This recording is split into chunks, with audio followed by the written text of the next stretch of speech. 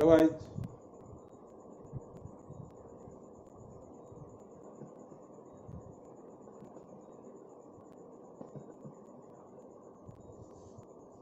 Hello guys, कुछ कुछ technical issue आ रहे हैं, इसीलिए थोड़ा डिस्टरबेंस है। तो मैं डायरेक्ट क्वेश्चंस पर आता हूं, क्योंकि मैं जो डाटा से कर रहा हूं उसमें थोड़ा सा व्यवधान आ रहा है। तो चलिए स्टार्ट करते हैं। कोई अगर इसमें है तो उसको चैट सेक्शन से में मिले, हमसे बात करें।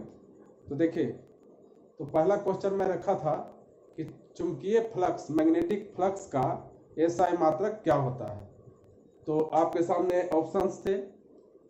पहला था टेस्ला, दूसरा था वेबर, तीसरा था फैराड और चौथा था इनमें से कोई नहीं। तो मैग्नेटिक फ्लक्स का एसआई मात्रक क्या होती है? वेबर होती है। मैग्नेटिक फ्लक्स को फाई से डिनोट किया जाता है, इस तरह से ये होता है। तो इसका एसआई मात्रक क्या होता है? वेबर होता है। फाई इक्वल टू होता है BDA। तो उतनी गहराई में जानने की जरूरत नहीं है। 1 मिनट।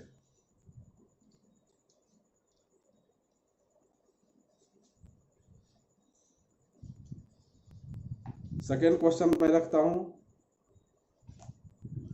जो क्वेश्चंस या कंपटीशन में उठाए जाते हैं या उसकी संभावना रहती है, उसी को मैं रखता हूं।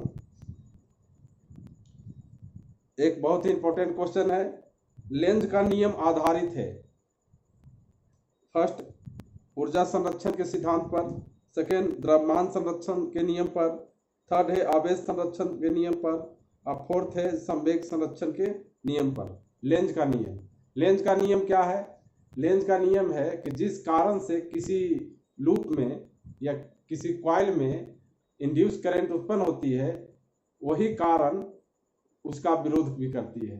जैसे मैग्नेटिक करंट, इंड्यूस करंट मतलब जब चुंबक और किसी कॉइल के बीच आपेक्षिक गति कराई जाती है, तो क्या होता है? कॉइल में एक करंट उत्पन्न होती है। तो लेंज का नियम कहता है कि जिस कारण से ये प्रेरित धारा उत्पन्न होती है, वही कारण उसका विरोध भी करती है। यह पूरी तरह से ऊर्जा संरक्षण के सिद्धांत पर आधारित है। तो इसका देखिए, लेंज का नियम क्या है? लेंज का नियम आधारित है किस पर? पहला है ऊर्जा संरक्षण के सिद्धांत पर, दूसरा द्रव्यमान संरक्षण के नियम पर, थर्ड है आवेश संरक्षण के नियम पर, और फोर्थ है संवेग संरक्षण के नियम पर। तो इसका सही आंसर क्या होगा? ऊर्जा संरक्षण के नियम पर। लेंज लॉ जो है वो किस पर है? ऊर्जा संरक्षण के नियम पर।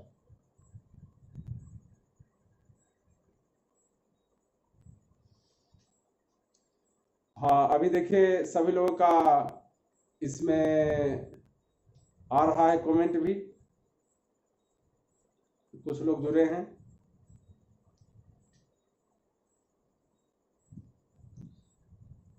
अब देखिए, और नेक्स्ट क्वेश्चन है। एक क्वेश्चन देखिए जो है, मैं अभी बता रहा हूँ, ये RRB कोलकाता में पूछा गया था जब मैं खुद एग्जाम देने गया था कोलकाता में टेक्नीशियन का। तो देखिए वो क्या है, वो मैं आपके सामने बोल रहा हूँ। भंवर धाराओं का उपयोग किया जाता है। भंवर धारा, ईडी करंट। भंवर धारा को क्या बोलते हैं इंग्लिश में? Eddy current. Eddy current uses for, first है विद्युत अपघटन में, यानी इलेक्ट्रोलाइट विद्युत अपघटन में। दूसरा है विद्युत लेपन में। थर्ड है धारा मापी की घोल बनाने में। और फोर्थ है धारा मापी को ज्यादा सुग्राही यानी सेंसिटिव बनाने में। तो इसका सही आंसर क्या होगा? भंवर धाराओं का उपयोग किसमें किया जाता है? देखिए, पहला है विद्युत अपघटन में, दूसरा है विद्युत लेपन में, थर्ड है धारा मापी को एडियाबेटिक बनाने में, और थर्ड है धारा मापी को ज्यादा सेंसिटिव सुग्राही बनाने में। तो इसका सही आंसर क्या होगा? इसका सही आंसर होगा सी, धारा मापी को रुद्धोल बनाने में, एडियाबेटिक बनाने में। कुछ चीजों को मैं बोर्ड पर एक्सप्लेन भी कर दूंगा। तो देखिए कुछ खास चीज़ों का आप पहले मैं बताता हूँ, कुछ खास चीज़ों का यूनिट। जैसे चुंबकीय फ्लक्स का यूनिट अभी क्या आप बताए थे हम, चुंबकीय फ्लक्स का यूनिट यानी वेबर होता है, मैग्नेटिक फ्लक्स का। उसके बाद है म्यूचुअल इंडक्शन, इसका क्या होता है, वेबर पर एम्पियर। उसके बाद है चुंबकीय क्षेत्र, मैग्नेटिक फील्ड, मैग्नेटिक फील्ड का यूनिट क्या होगा, मैग्नेटिक फील्ड का यूनिट होगा Tesla. The unit of magnetic field is Tesla, याद रखिए, बहुत पूछता है। उसके बाद है induce electromagnetic force, induce magnetic electromagnetic force, यानी प्रेरित विद्युत वाहक बल। देखिए विद्युत वाहक बल कोई भी हो वह ऊर्जा ही होता है। अब दुनिया में जितनी भी ऊर्जा है उसका एसआई मात्रक क्या होता है, उसका एसआई मात्रक जूल ही होता है, समझ गए। किसी प्रकार का ऊर्जा का एसआई मात्रक जूल ही होगा। तो इंड्यूस विद्युत वाहक, देखिए विद्युत वाहक बल को वोल्ट में भी लिखा जाता है, माने पोटेंशियल डिफरेंस को। तो देखिए इसका आंसर क्या होगा, सही आंसर मैग्नेटिक इंडक्शन के रूप में इसका सही आंसर होगा वेबर पर सेकेंड होगा।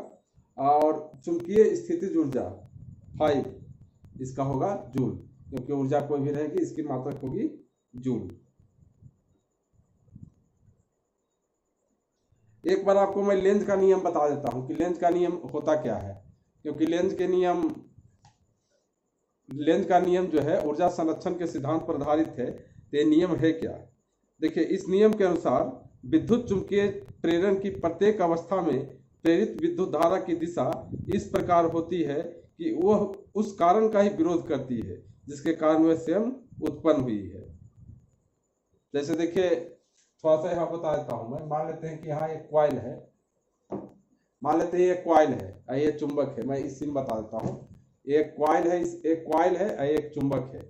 यहाँ जब हम अपेक्षिक गति कराते हैं चुंबक और कॉइल के बीच में, तो यहाँ पर क्या होगा, इंड्यूस करंट उत्पन्न होगा।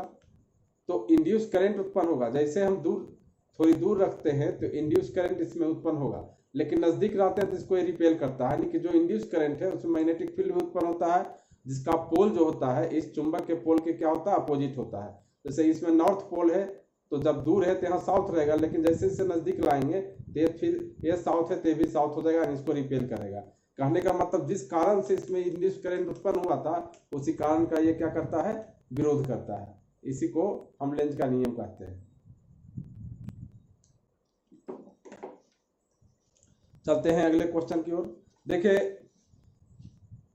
वाईफाई का सुविधा नहीं है तो नेट में थोड़ा सा डिस्टरबेंस अभी हो रहा है, धीरे धीरे सही होगा।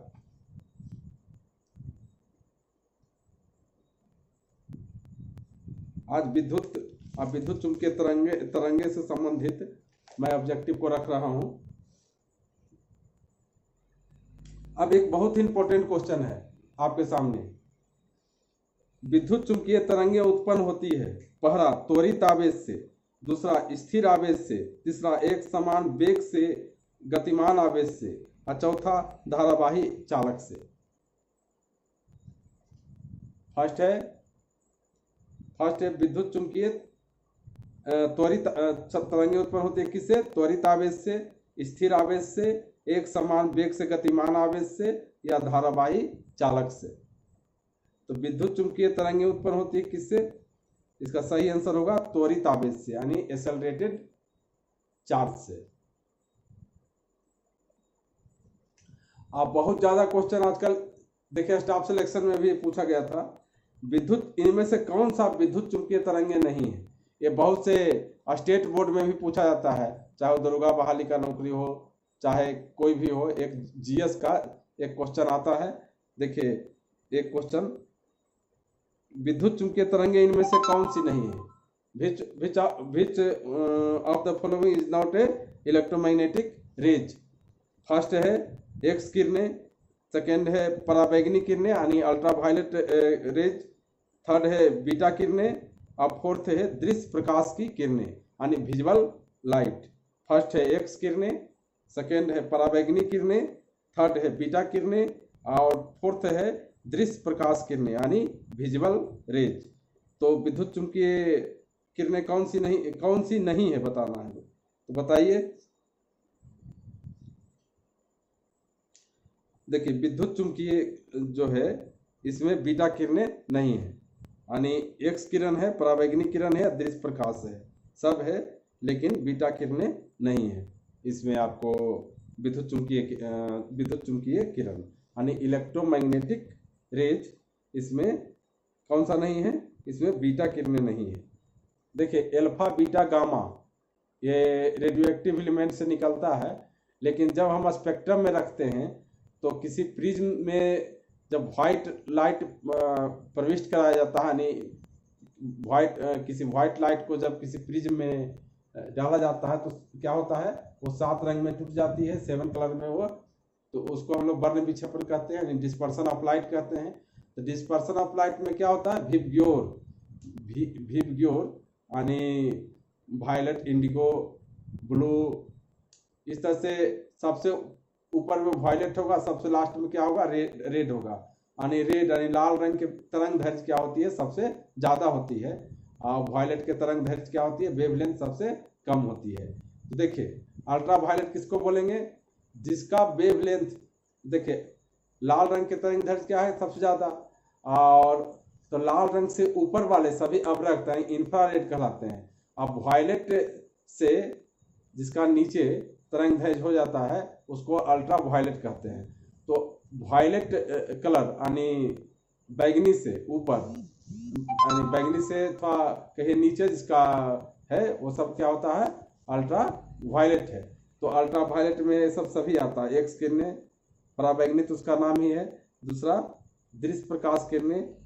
देखिए जितने भी लाइट क्या है, light is A form of electromagnetic wave. Light क्या है, विद्युत चुंबकीय तरंगे हैं। तो दृश्य प्रकाश इज ए कॉम्बिनेशन, दृश्य प्रकाश यानी visual light is a combination of all 7 colour, so it is a electromagnetic wave, but beta किरणें is not a electromagnetic wave in nature. संक्षेप में मैं बता रहा हूं कि विजुअल लाइट और अल्ट्रा वायलेट रेज ये सब जो है सभी इलेक्ट्रोमैग्नेटिक गुण रखता है, इलेक्ट्रोमैग्नेटिक किरणें हैं, लेकिन बीटा किरणें इलेक्ट्रोमैग्नेटिक नहीं है। लाइट क्या है, प्रकाश जो है जो हमारे पास पहुंच रही है, light is A form of electromagnetic wave. Light में 2 कैरेक्टर होता है, एक पार्टिकल नेचर, एक होता है वेव नेचर। तो वेव नेचर के रूप में क्या है, ये एक इलेक्ट्रोमैग्नेटिक वेव है, ये विद्युत चुंबकीय तरंग है, ठीक है। अब पार्टिकल नेचर में फोटॉन के रूप में इसकी ऊर्जा संग्रहित होती है, इसके प्रत्येक कण को फोटॉन कहा जाता है, जिस फोटॉन के रूप में इसकी ऊर्जा संग्रहित होती है। तो सीधे जो जनरल तैयारी कर रहे हैं उनको जानना है कि एक्स किरणें, पराबैंगनी किरणें, अदृश्य प्रकाश से सभी विद्युत चुंबकीय किरणें हैं, लेकिन बीटा किरणें विद्युत चुंबकीय किरणें नहीं है। अब चलिए फिर आते हैं नेक्स्ट क्वेश्चन पर। ओजोन मंडल अवशोषित करता है। देखिए कौन कौन से मंडल हैं पृथ्वी के वायुमंडल में, कौन कौन से लेयर हैं। पहला है क्षोभ मंडल, फिर समताप मंडल है, फिर ओजोन मंडल है, फिर आयन मंडल है, फिर बहिर्मंडल है, यानी ट्रोपोस्फेयर को हम लोग क्षोभ मंडल कहते हैं। तो देखिए क्वेश्चन क्या है, ओजोन मंडल अवशोषित करता है। ओजोन मंडल, ओजोन क्या है, O3 है, यानी ओजोन मंडल के बाद आयन मंडल है। तो अल्ट्रा वायलेट यानी पराबैंगनी किरणों को ओजोन मंडल क्या करती है, अवशोषित करती है। तो ये तो आप पहले से जानते हैं, फिर मैं रिपीट करा दिया। तो ओजोन मंडल अवशोषित करता है किसको, पराबैंगनी किरणें को। अब नेक्स्ट क्वेश्चन पर जाते हैं। देखिए ये छोटे छोटे क्वेश्चन पूछते हैं।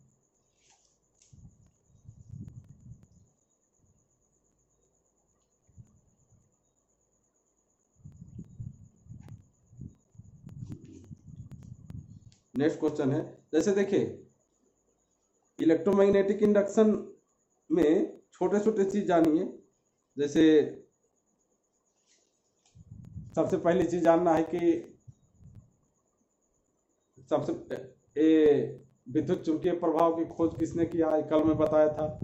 उसके बाद जानना है कि इलेक्ट्रोमैग्नेटिक इंडक्शन क्या है, यानी आपका मोटर किस सिद्धांत पर काम करता है, डायनमो किस सिद्धांत पर काम करता है। ये छोटे छोटे चीज पूछते हैं। यानी आंतरिक ऊर्जा को विद्युत ऊर्जा में कौन बदलती है, which convert mechanical energy into electrical energy. तो ये सारे जो क्वेश्चन हैं, अब बताइए जैसे यही को मैकेनिकल एनर्जी को इलेक्ट्रिकल एनर्जी में कौन बदलता है, मैकेनिकल एनर्जी को इलेक्ट्रिकल एनर्जी में कौन बदलता है, ये बदलता है मैकेनिकल को इलेक्ट्रिकल में बदलता है डायनमो। उसके बाद जैसे हम कहें इलेक्ट्रिकल एनर्जी को मैकेनिकल में कौन बदलता है, तो इलेक्ट्रिकल को मैकेनिकल में बदलता है विद्युत मोटर, इलेक्ट्रिकल मोटर। अब देखिए इसको समझिए आसान फंडा से। जैसे मैकेनिकल एनर्जी के मतलब क्या होता है, कोई चीज को मूव कराना, घुमाना। यानी इलेक्ट्रिकल को मैकेनिकल में बदलना, यानी बिजली देते हैं तो कोई चीज घूमने कैसे लगता है, किस चीज से, यानी मोटर से घूमने लगता है, मोटर घूमने लगता है। तो ये इलेक्ट्रिकल एनर्जी को मैकेनिकल एनर्जी में कन्वर्ट करता है मोटर, और मैकेनिकल को इलेक्ट्रिकल में, यानी लाइन जब कट जाता है, विद्युत कट जाती है, बिजली कट जाती है, उसके बाद आप लाइट चाहते हैं कि प्रकाश आए, तो प्रकाश आए तो इसके लिए क्या करते हैं, आप जनरेटर चलाते हैं, डायनमो चलाते हैं।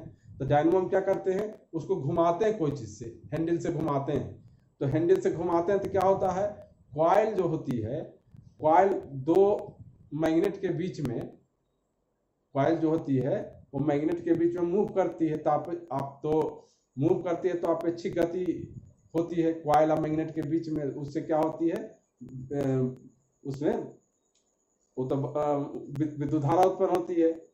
तो ये सारा चीज है कि अभी अगर पूछे आपसे कि मैकेनिकल एनर्जी को इलेक्ट्रिकल एनर्जी में कौन बदलता है, मैकेनिकल को इलेक्ट्रिकल में बदलता है डायनमो।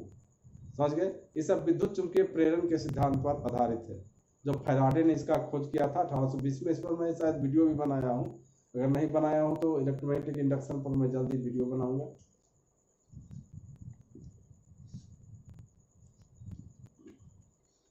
अब चलिए नेक्स्ट क्वेश्चन पर चलते हैं। बहुत सारा चीज देखिए, छोटे छोटे क्वेश्चन पूछता है। कुछ क्वेश्चन आते हैं कि इलेक्ट्रिकल एनर्जी को आपको साउंड एनर्जी, यानी कि ध्वनि ऊर्जा में, साउंड एनर्जी में कौन बदलता है इलेक्ट्रिकल एनर्जी को। तो टेलीफोन में क्या होता है, इलेक्ट्रिकल पल्स चलते हैं, वो क्या करता है, वो इलेक्ट्रिकल एनर्जी क्या होता है, जब हमारे कान में, देखिए हमारे कान में क्या होता है, किसी का आवाज सुनाई पड़ने लगता है, तो इलेक्ट्रिकल एनर्जी को किस में बदल रहा है, साउंड एनर्जी में बदल रहा है। ये टेलीफोन के भी दो पार्ट है, तो टेलीफोन के बारे में भी मैं डिटेल में नहीं जाऊंगा, सिर्फ अभी ऑब्जेक्टिव आप जानिए इस तरह से।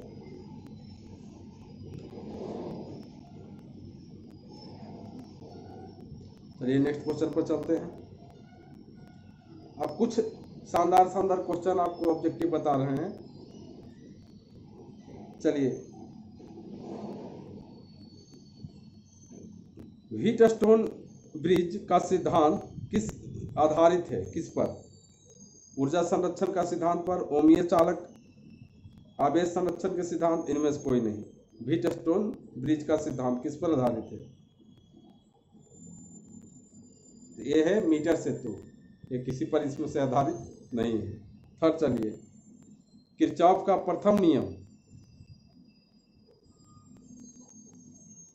किस पर आधारित है, ये आवेश संरक्षण के सिद्धांत पर आधारित है। किरचॉफ फर्स्ट लॉ ये आधारित है किस पर, आवेश संरक्षण के सिद्धांत पर। इसमें आवेश संरक्षित रहता है।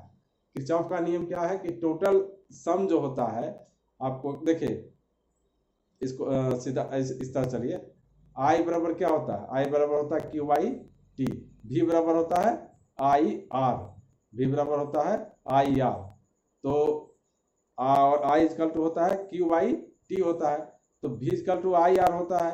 तो टोटल किरचॉफ लॉ में क्या है कि सभी सम जो होता है आई और आर का, ये क्या होता है, इक्वल होना चाहिए प्रत्येक में। तो ये क्या है, ये किस पर आधारित है, आवेश संरक्षण पर। इसमें आवेश क्या रहती है, संरक्षित रहती है।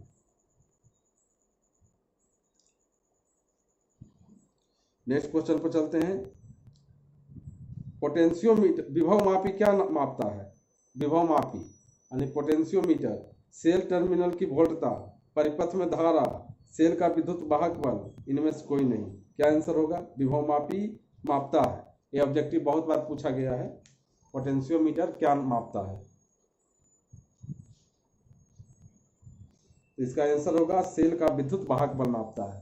पोटेंशियोमीटर क्या मापता है? सेल का विद्युत वाहक बल यानी इलेक्ट्रोमैग्नेटिक फोर्स नापता है पोटेंशियोमीटर। उसके बाद एक और बहुत अच्छा क्वेश्चन है। विद्युत सेल स्रोत है यानी सेल जो है विद्युत सेल, इलेक्ट्रिकल सेल स्रोत है इलेक्ट्रॉन का, इलेक्ट्रिकल एनर्जी का, इलेक्ट्रिकल चार्ज का, इलेक्ट्रिकल करंट का, यानी विद्युत cell is a source of, इनमें से क्या होगा? इलेक्ट्रॉन का, विद्युत ऊर्जा का, विद्युत आवेश का, विद्युत धारा का। किसका होगा बताइए? तो इलेक्ट्रिकल सेल सोर्स है किसका? विद्युत ऊर्जा का, क्योंकि वो हमको विद्युत ऊर्जा देती है। इलेक्ट्रिकल सेल क्या देती है हमको? विद्युत ऊर्जा देती है। सेल से देखिए इलेक्ट्रिकल एनर्जी देती है। चलिए एक दो क्वेश्चन आप पूछ लेते हैं। एक तार का विशिष्ट प्रतिरोध निर्भर करता है, यानी विशिष्ट प्रतिरोध का एसआई मात्रक क्या है? विशिष्ट प्रतिरोध का एसआई मात्रक है, पहले विशिष्ट प्रतिरोध क्या है ये तो अब जानते हैं। आर इक्वल टू होता है रो एल बाई ए, तो रो को क्या बोलते हैं? स्पेसिफिक रेजिस्टेंस यानी विशिष्ट प्रतिरोध। तो रो इक्वल टू होता है आर एल बाई ए। तो देखिए, तो एक तार का विशिष्ट प्रतिरोध डिपेंड करता है किस पर? लंबाई पर, व्यास पर, द्रव्यमान पर और पदार्थ पर। सुनिए अब अच्छे से, याद रखिए, मैं कुछ लिख नहीं रहा हूँ क्योंकि सिर्फ मैं ऑब्जेक्टिव आप लोग को कुछ दिन जीएस पढ़ा के ठीक करना चाहता हूँ। तो एक तार का विशिष्ट